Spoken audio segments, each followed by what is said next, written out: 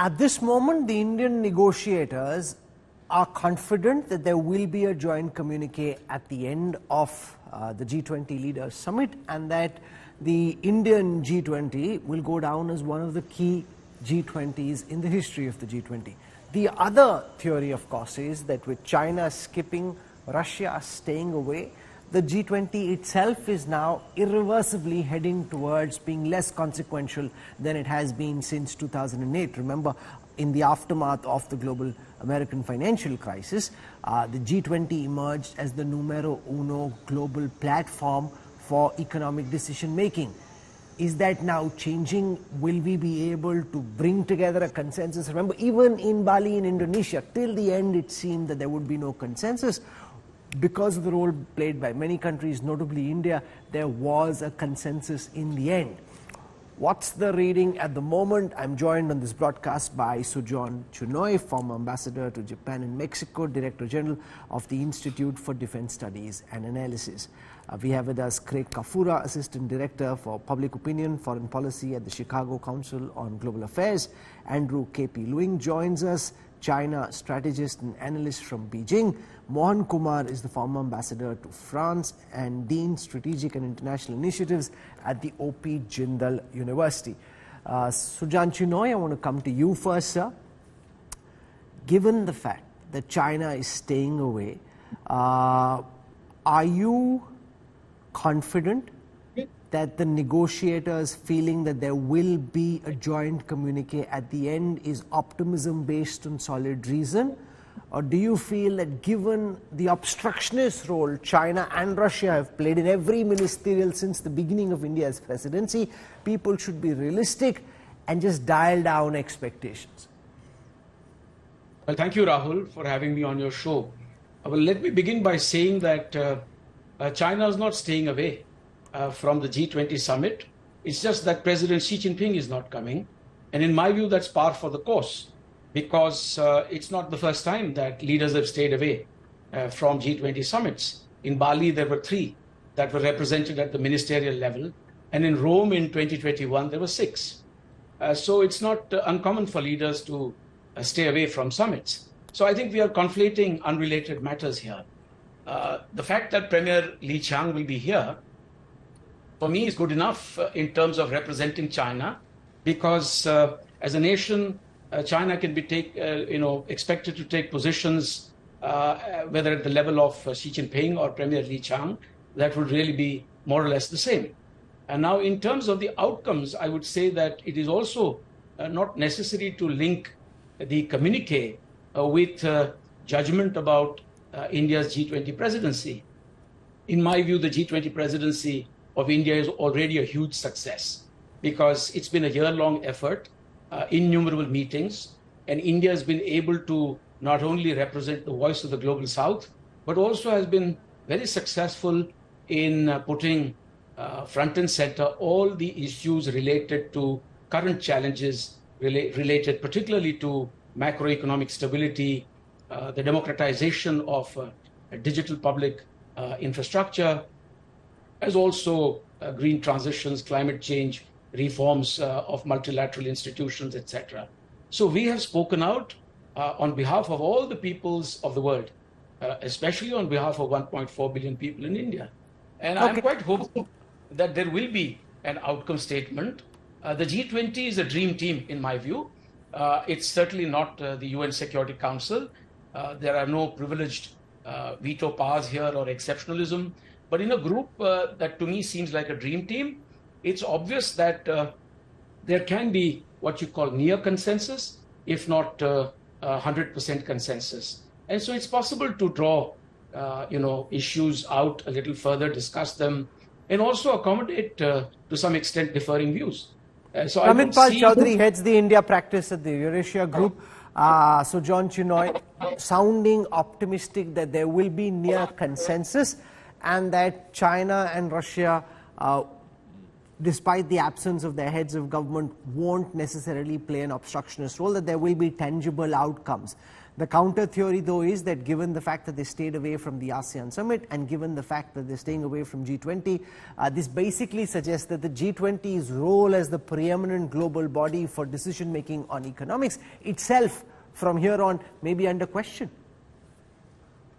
Yes, I agree. I think the G20 in many ways, it was a product of the global financial crisis, 2008, 2009. There was a strong consensus on the need for a new multilateral economic body to handle these type of crises, in particular the lack of China and other emerging economies like India inside the G7 format, which until then had taken that position. Now, if you look at the G20, it has struggled, however, to accomplish very much since then, after the original Pittsburgh summit. And now geopolitics, the new shifts in geopolitics in the international system, are making it even more difficult for it to function sensibly. It's a large organization, 20 countries. In theory, yes, they have some common economic agenda. But between the US versus China, China versus India, even, for example, in multilateral development bank reforms, it's been the Europeans who have been almost as difficult as China in trying about moving forward. So the divisions now within the G20, and the Ukraine war obviously has been the most obvious public example of this, is making it increasingly difficult. The politics of the world, if you wish, is infecting the ability of the G20 to work on economic issues. So what we will see, and I think okay, go on, conclude what you're saying. Dr. Chinoy mentioned, we'll see a fragmentation of the G20 after each summit, a coalition of the willing on one element of what's been agreed, even if all 20 countries are part of it, maybe a G14, a G8, and so on. Andrew Lewing, sitting where you are in Beijing, can you share your sense of why Xi Jinping, the Chinese president, has decided not to come to India's G20? He went to Johannesburg for BRICS soon after, so it can't be his personal health. There are questions about whether this is to do with the health of the Chinese economy. Nikkei in Japan had a story about how this could possibly be to do with Chinese elders in the CCP pulling Xi Jinping up because they didn't think he was handling the economy and China well. Well, that's not confirmed by China, but that story came out in Japan and is being widely tracked in India. So what do you think explains the absence of the Chinese president? Well, first of all, China is not boycotting the G20 or trying to snub India. China is sending its prime minister over. And in fact, both President Xi and President Modi met recently in the past. And I think that this staying away at the moment is because of the biggest elephant in the room, which is the major, anything short of war, a conflict between the United States and China.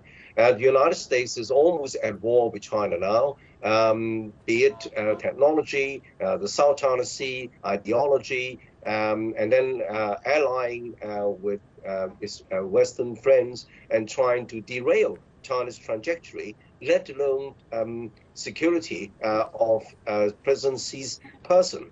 Because don't forget that even though India is not 100% allied with the United States, but neither is India a good friend of China. So sending in the Prime Minister represents the best kind of option, a very calibrated approach. But it doesn't mean that China is not valuing the G20, because China is now, of course... but there is a change in stance. So far, China was wanting to project, President Xi himself wanting to project the image of somebody who wanted to be a leader on the global stage, wanted to lead global multilateral fora, and he's attended every G20 except the one in Italy where, because of China's COVID lockdowns, he participated virtually. So this is a first. It's not common practice in the way that you're making it seem. It's a thought-out decision. Nothing happens by happenstance in China. This has been thought through. The question is why? You're saying it's more to do with the rancor with the United States than to do with the current economic and military deadlock with India? Well, I think the biggest problem highlighted, of course, is the world is changing fast.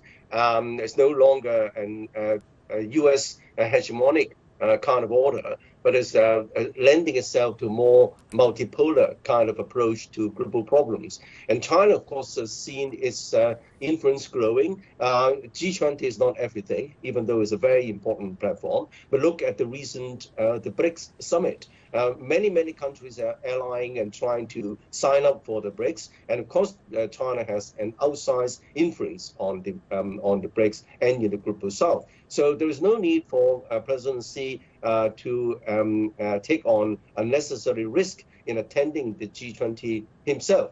Well, what's the risk? I'm sorry, he's not going to Pakistan or Afghanistan or to Syria. What's the risk? I'm sorry, Andrew Lewing, I don't understand. What's the risk you talk about? He's not going to the back of beyond, he's coming to the capital of India. I know.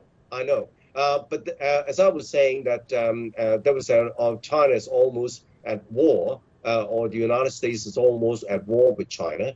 And I think that sending in the Prime Minister is a very good compromise. I think that apart from the fact that, of course, China has got a lot of internal issues to attend to, but it doesn't mean, as I was saying, that President Xi is trying to. So you're saying part of it is to do with the economic distress in China, the fact that Country Garden, the real estate company, almost went bankrupt on the back of what happened with Evergrande, youth unemployment at 21%. After that, the data goes black. So all these signals of economic distress are part of the reason that Xi needs to stay home and try and fix the mess in the Chinese economy?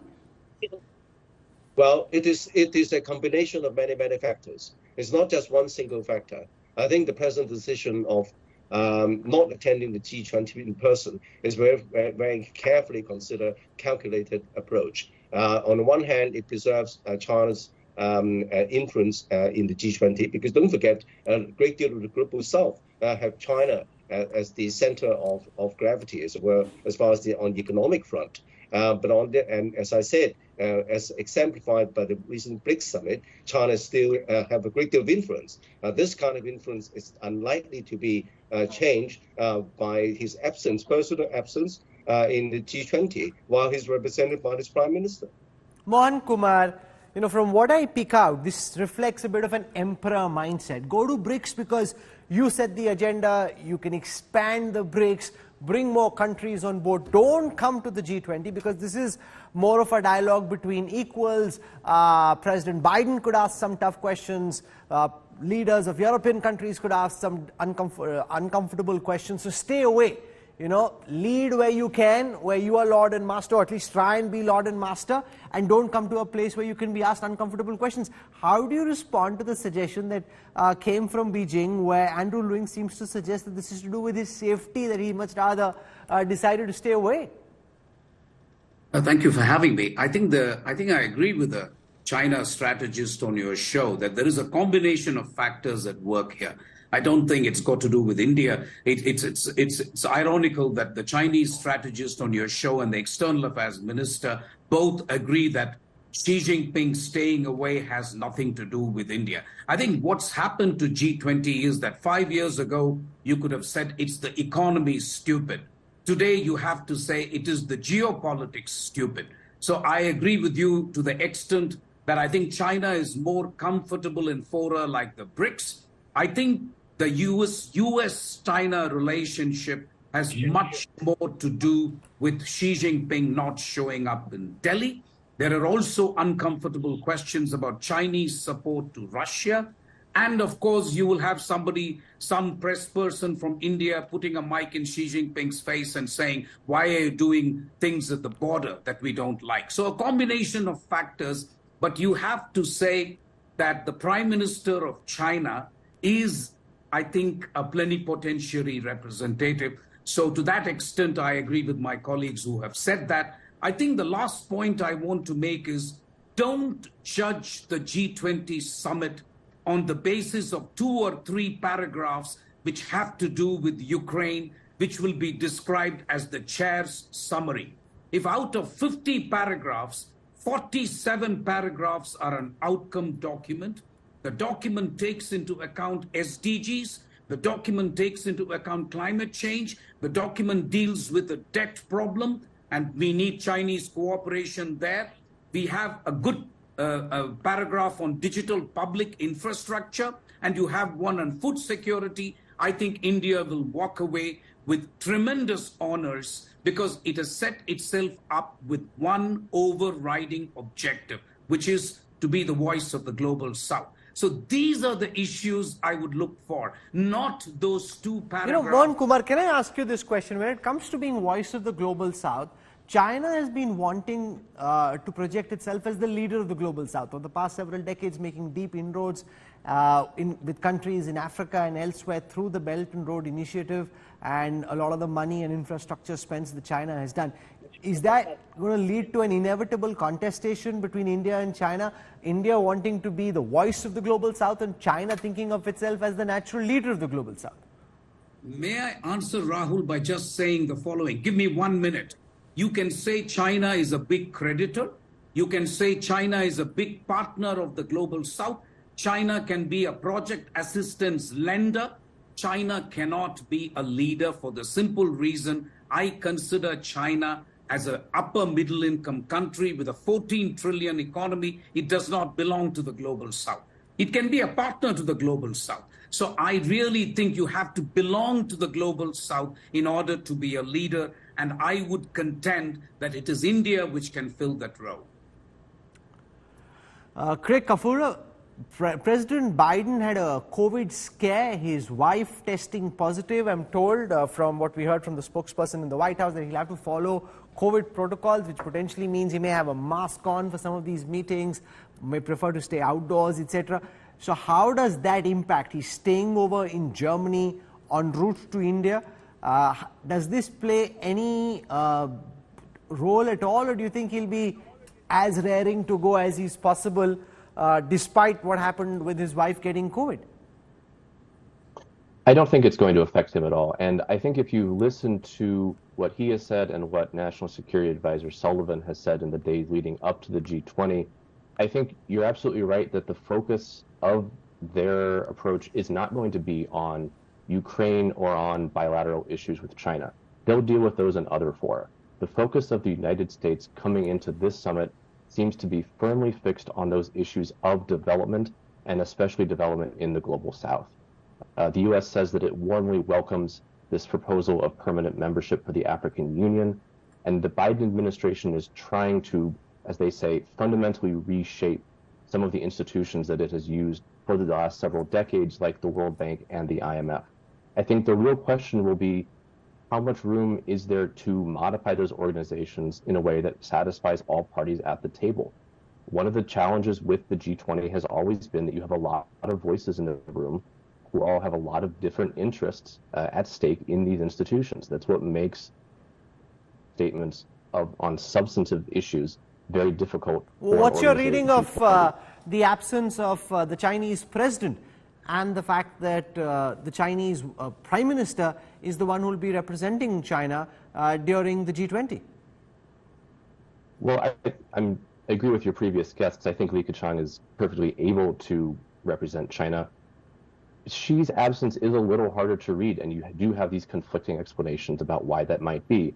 I'm not sure it's an issue of, seat voters pulling things, but I do think there might be something to your view of this as not wanting to be in an institution where he's going to be maybe harassed by journalists, where he's not going to have that leadership role that he's able to step into in something like the BRICS Plus Summit, where when the media reports back home, they want to be able to report pages and pages of Xi Jinping leading the world, not Xi Jinping, one among others, not necessarily in that leadership role that he so clearly desires. The real question, I think, will be, does he attend the APEC summit in San Francisco this November? If he attends that meeting, then okay, whatever is happening at home, whatever kept him out of the G20, we can put aside. If he does not attend the APEC summit in November in San Francisco, then I think we have to ask real questions about what's keeping him from attending these meetings. Because although Li Keqiang can represent China, Xi Jinping is very clearly the man in charge in China. There will be an effect, I think, on China's ability to fully represent and fully commit to things without Xi Jinping's personal stamp on some of these issues. Pramit Pral Chaudhary, weigh in on this emperor mindset commentary that we're seeing, that Xi now sees himself as emperor of China, wants to be treated as emperor of what he considers is now a genuine, true global superpower, and therefore will come to BRICS where he thinks he can be lord and master, but will not come to G20 where he's important but not first amongst equals.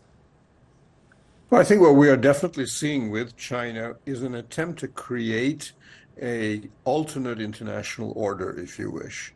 So it's very clear, I think, from what India and China in their clashes, for example, within the BRICS, with Brazil and India on one side and Russia and China on the other, and usually South Africa decided to defect to the Russian camp and the Chinese camp in this last BRICS, where China has basically said we want to convert the BRICS into a G7, a non-Western G7 grouping, but with a very clear anti-Western rhetoric inside it. Within it, it's already trying to do that within the Shanghai Cooperation Organization, where India is a reasonably minor player, and obviously it's facing some resistance. I think India, in many ways, is probably the most strongly resistant among the emerging economies to this idea, though Brazil not far behind. In the G20, you have a situation where, if you look at it, roughly 10 members are anti-Chinese or anti-Russian, especially over the Ukraine issue. The other another eight are trying to leverage the differences between Russia and China and the other 10 to get something for themselves. So for Xi, I think it looks at it and he says, this is not an organization that, well, yes, I'll be a member of it, and I will try to ensure that it doesn't affect Chinese interests too much, but it's not an organization I wish to invest too much in.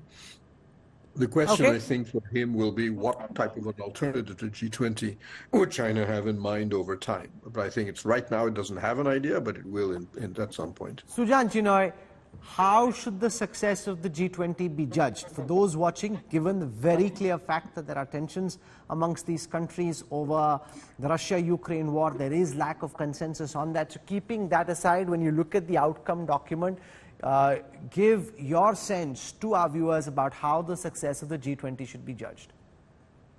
Look, if I were to put on my hat as the Think 20 chair for India's G20 presidency, let me tell you straight away that there is a lot more consensus out there among the academicians, among the experts, among the civil society organizations than there may be at the level of governments. And mind you, all these global challenges that we are speaking of, whether it's food, fuel, fertilizer, finance, these are not going to be tackled, nor is climate change going to be tackled simply by governments. You require the people of the world, the experts around the world to collaborate. And we have seen in the Think 20 much greater consensus. So I'm very hopeful.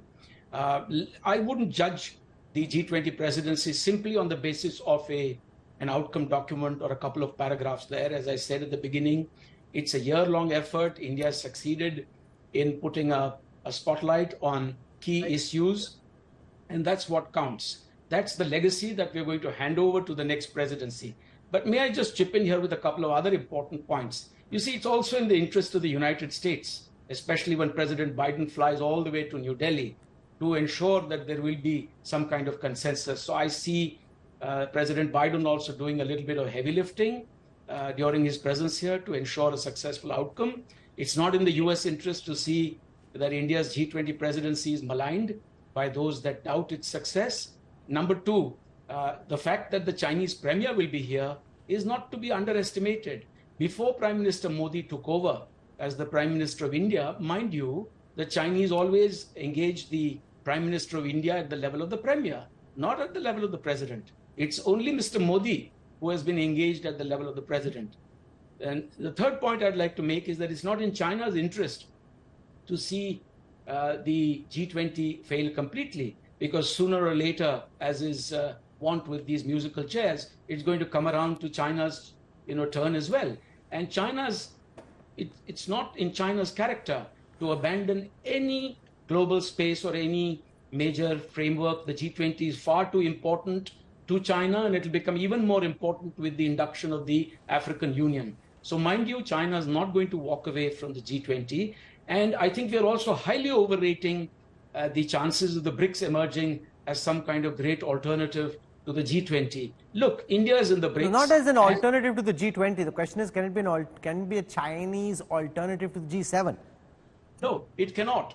Because if you look at the economies there, especially the new ones that have come in, and take just Ethiopia, for example, it's not going to be like the G20. Moreover, India is a member. India is not going to play ball with those that are seeking to have a contestation through the BRICS or make the BRICS a China-led organization. India will not permit that.